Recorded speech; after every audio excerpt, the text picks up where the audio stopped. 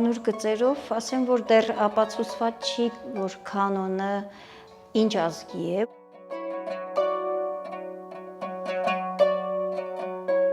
Ես կասեի, որ դա արևելյան ծագումով նվագարան է։ Իսկ Հայաստանում, ինչպես արևելքում տղամարդիկ էին նվագում, Կիլիկյան Հայաստանից ավելի շուտ բերեցին նորից գործիքը, որովհետև ավելի մեծ կիրառություն, լայն կիրառություն ուներ եւ դրա համար հիմնականում նվագում էին տղամարդիկ, առ այսօր էլ արևելքում տարածված է, որ տղամարդիկ են կանոնահարները։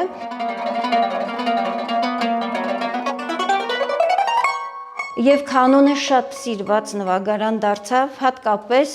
սովետական տարիներին, խորհրդային ժամանակներում, որտեղ այսպիսի մի, ինչպես ասեմ, ծրագիր կար, որ ամեն մի հանրապետություն, 15 հանրապետություններ, չէ, խորհրդային միությունում, ազգային արվեստը, մշակույթը պահպանելի լիներ եւ հատկապես այդ ժամանակ մեր Անժելա Թաբեկյանը աչքի ընկավ, ով տղամարդկան ձեռքից վերցրեց կանոնը։ Հիմա ուզում եմ այս մյուս սոլը անես ձախով։ Այն ժամանակ հնում գիտենք բերնից բերան ձեռքի ձեռք արվեստը բանավոր ձևով է փոխանցվել։ Չկար այսպես գրականություն, այսօր մոտ 60 անուն մենք գրքեր ունենք, ստեղծագործական հենց կանոնի համար գրված ստեղծագործություններ շատ։ Լայն անենք տարածի, նորից ենք որտեղ ռեպրիզա է, էլի գալիս ենք թեման նորից կրկնում ենք։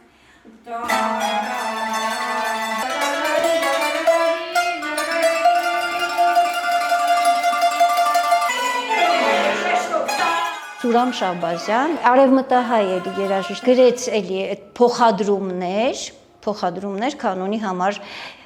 եվրոպական ստեղծագործություններից, հանրաճանաչ, որպեսզի էլի կանոնը հետաքրքիր դառնա։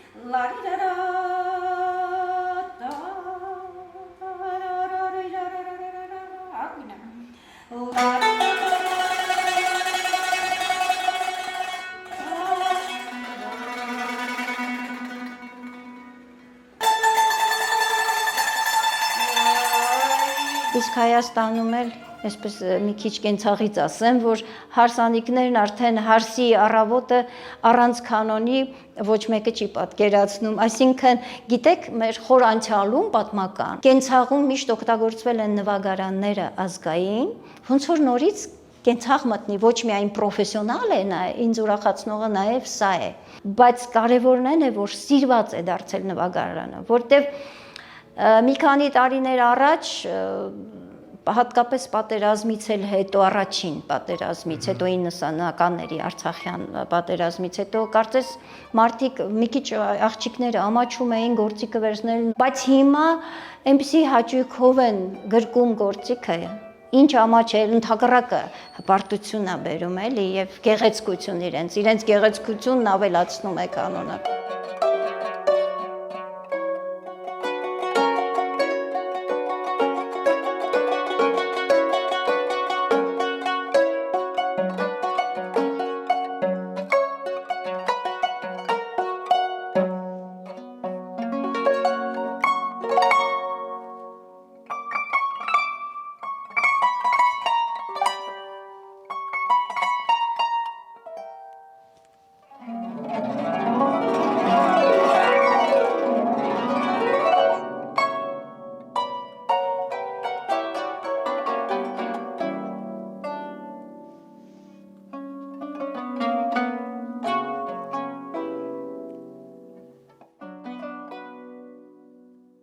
Չափերը մոտավորապես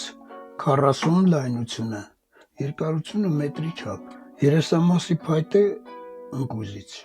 կարկասները լորի փայտից, իսկ կանոնի վրա գնում է հաճար,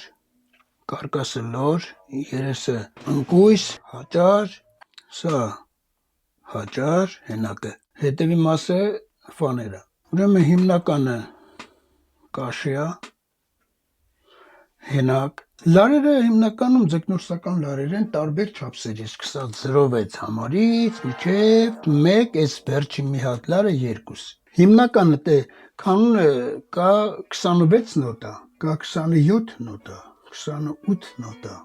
այն փոքրը 18 նոտա է, այս փոքրը 18 նոտա է։ Սրանք կիսատոներ են, լարերը բարձրացնում, միջացնում են։ Հիմնական ականջները լարերն են ձգում, լարերը այս կողմից մտցվում չեք ականջները։ Ուրեմն կանոնի երեսամասի հաստությունը 5 մմ։ Իսկ էսքիզները կատարում եմ ինքս եւ մշակում այնպես, որ այս անցքերի քանակությունը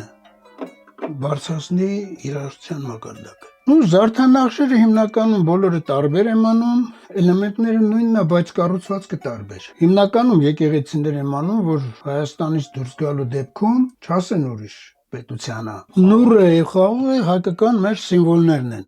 Հանուր մի գործիք ստանալու համար ամիս ու կես, 2 ամիս։ Ամենադժվար հատվածը, երբ որ լարերից հետո սկսվում է լարել, որի մեջ մի 10-15 օր լարվում է, հետո նոր էսկիզները խփվում է։ Մեկ ուրիշն էլի է սել նայած։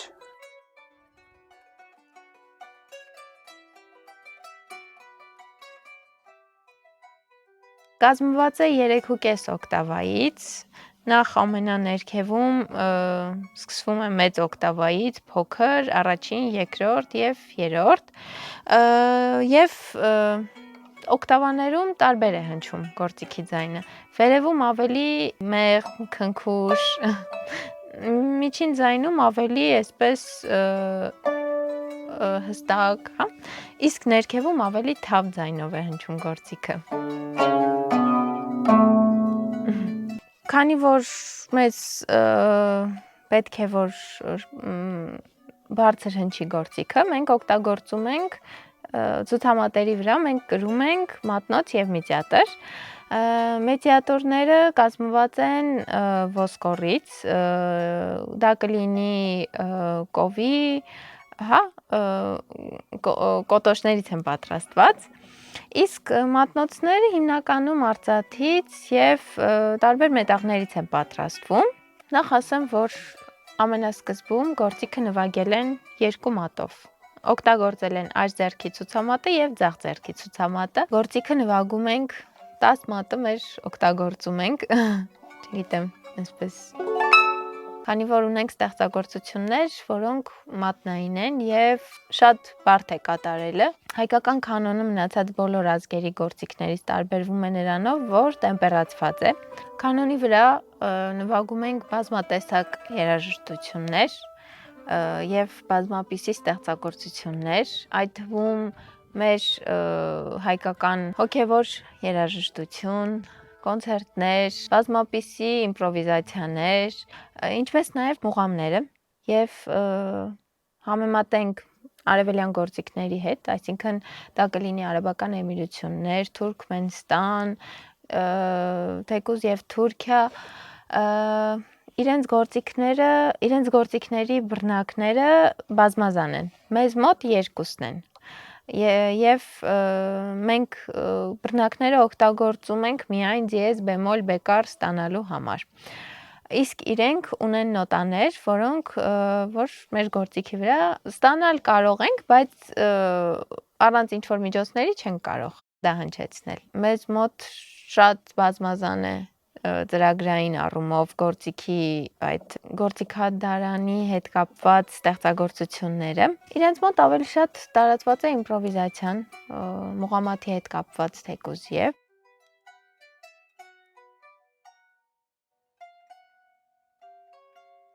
The Qanun was actually the first instrument that I ever recorded in Armenia, in Yerevan.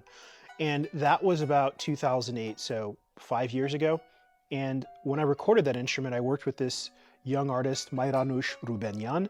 And she was really easy to work with, and she was really just very talented on the instrument. She clearly had a mastery of the instrument even at a young age. And the more I got to know Armenia and Armenian music, I understood the role of the Qanun as being really kind of central to the music identity of Armenia. Of course, it's played in other countries like Iran and so on, but it really is a big part of the musical culture here as I understand it.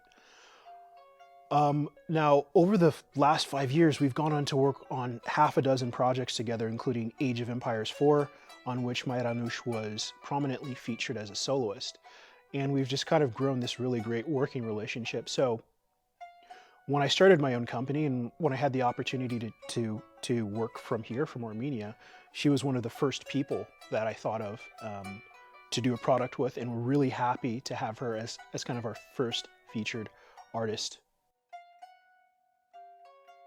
Our Qanun is both the old and the new. It's mostly a lot of the traditional articulations that are really deep sampled. We have the sustains, which are basically if you play the instrument and you let it ring out to its full length. It's just the kind of standard articulation. And we also have shorts played pizzicato, where Mairanush just kind of stops each note on the string to give it a nice kind of staccato. Beyond that, we have trills. We have trills in a couple of different lengths, which are all standard playing techniques for the Qanun. Being AAA Audio, being a modern company, and being a company that's for composers, we had to, of course, take it to the next level. So starting with things like vibrato, where we have her manually manipulating the levers of the instrument to give it a nice vibrato sound. Clusters I thought were really important because kind of my intro into sampling, doing that on the scale that I'm doing now, was from the world of video games and doing things like Dead Rising 4, where you have these really deep articulations for horror music and action and whatnot. And so it's always been my habit that when I work with folk instruments, that we take that a little bit beyond the traditional, and we have something that's just a little bit beyond, something a little bit more modern. So for the clusters, we actually had her detune the instrument. If you don't know, the Qanun, it has strings in pairs and in threes, and they're tuned in unison. And that's a big part of the sound, is that you have those unison strings. So what we had her do was leave the middle string in tune, and then the surrounding strings that are otherwise in unison are detuned by a matter of sense, so that each note has its own unique cluster. And the goal with that is that this extends the use case of this to just beyond doing kind of the more traditional regional type of music, and composers are going to be able to use this in a variety of contexts in ways that we're really excited about and that you just can't do with other products. We recorded the Qanun here in our studio, so it's a dry sound and it's a very intimate sound. We have 2 pairs of microphones, ribbons and tubes, and they're just over top the instrument like this. So the layout of the instrument is that if it's sitting in front of the musician, it has the low strings kind of closer to the musician and the higher strings further away. And in order to capture that, we do kind of the same way that you would with the piano, a mic over the bass strings and a mic over the mid and treble strings. And that allows us to have an equal balance on all of the notes. And we did that in pairs using a pair of tubes and a pair of ribbons, which really gives it a nice kind of soft but intimate and very scoring sound. It very much is a cinematic sound. Now the thing is, given that it was recorded here in a dry studio, that means it takes to reverb really well, which means that you'll have absolutely no problem blending it with orchestral libraries or any other recordings that you might do in another studio.